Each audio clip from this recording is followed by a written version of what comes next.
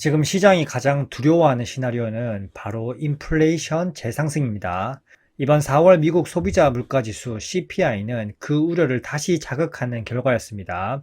단순히 숫자만 높게 나온 정도가 아니라 국제 유가 급등 그리고 서비스 물가가 다시 고착화되고 있는 현상이 발생하고 있습니다. 결국 시장에서는 연준의 금리 인하가 더 늦어지는 게 아니냐 우려가 커지고 있습니다. 먼저 핵심부터 보시면 전년 동월 대비 3.8% 상승했고요. 이건 무려 2023년 5월 이후에 가장 높은 상승률입니다. 2월 2.4%, 3월 3.3%, 그리고 4월에 3.8%로 상승폭이 가팔라지고 있습니다. 전월 대비로도 0.6% 상승하면서 시장 예상치와 일치했고요. 하지만 문제는 변동성이 큰 에너지와 식품을 제외한 근원 CPI입니다. 근원 CPI가 전년 대비 2.8% 상승, 전월 대비 0.4% 상승해서 시장 전망치를 웃돌았고요. 즉 단순히 유가만 오른 게 아니라 근원 인플레이션 압력도 살아있다는 걸 보여주고 있습니다. 이번 CPI 상세 수치를 보시면 핵심은 명확합니다. 바로 에너지 가격 급등입니다.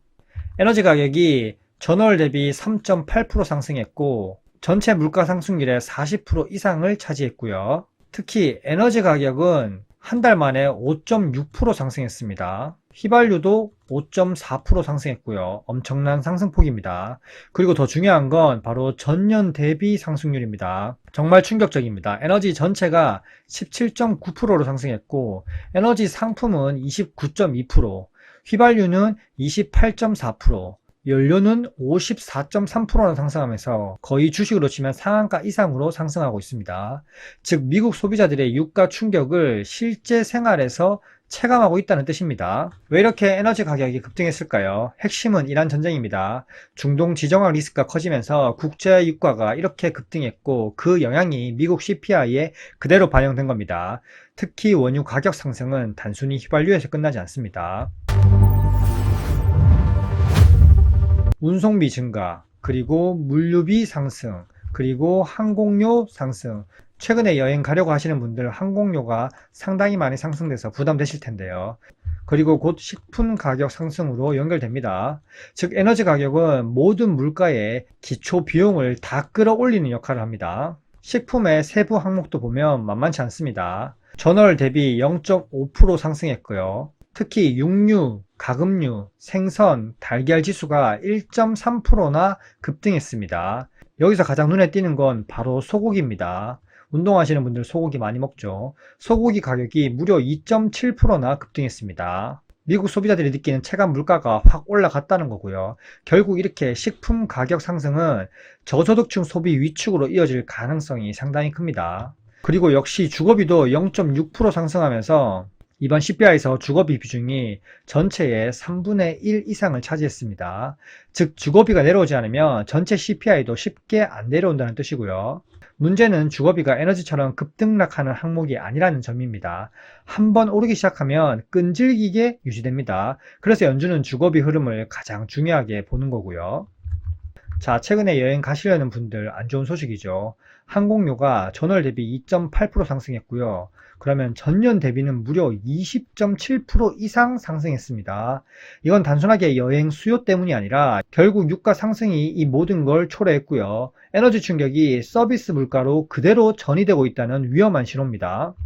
그래프를 보면 명확하게 보입니다. 최근에 안정되어 오던 CPI가 헤드라인이 급등하고 근원 CPI 역시 다시 상승하려는 모습입니다.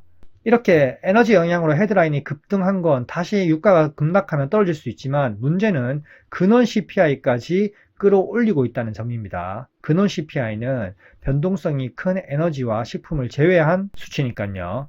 즉 단순하게 일시적 유가 쇼크라기 보기 어렵고 결국 인플레이션이 재상승하고 있다고 볼 수 있습니다. 연준 입장에서는 정말 부담스러운 상황이고요. 왜냐하면 지금 구조가 가장 싫어하는 형태이기 때문입니다. 유가 급등으로 인해서 에너지 물가 급등, 그리고 주거비가 고착화되고 있고 다시 유가 상승이 서비스 물가 상승으로 이어지고 있고요. 인플레이션이 다시 살아날 위험이 상당히 커지고 있습니다. 그래서 동결 확률이 급등했고요. 연준은 원래 금리를 천천히 내리겠다는 입장이었는데 이번 CPI 이후에는 금리를 내린다는 시나리오보다 동결 시나리오가 고착화될 가능성이 큽니다. 사실 정말 위험한 건 바로 기대 인플레이션 상승입니다. CPI가 발표되기 전에 나온 기사입니다. 사람들이 앞으로 물가가 더 오를 것이라고 생각하면 사재기를 하게 되고 결국 그런 사재기의 행위가 다시 물가를 끌어올리게 됩니다. 그렇게 되면 임금 인상을 요구하게 되고 기업은 또다시 가격을 정가할 수밖에 없습니다. 이게 반복되게 되면 인플레이션은 스스로 살아나게 됩니다. 연준이 가장 두려워하는 시나리오고요. 기대 인플레이션 역시 2월 3%, 3월 3.4%, 그리고 4월에 3.6%로 CPI와 함께 급등하고 있습니다. 현재 미국 증시는 AI 랠리와 유동성 기대감으로 버티고 있는데 만약에 CPI가 다시 살아난다면 가장 흔들리는 건 바로 기술주입니다. 왜냐하면 금리가 높게 유지될수록 성장주의 부담은 커지기 때문입니다. 다음 달에는 유가가 진정되고 헤드라인 CPI가 내려오는 게 중요한 게 아니라 근원 CPI가 내려오는지 그걸 체크해야 됩니다. 이상입니다. 안녕.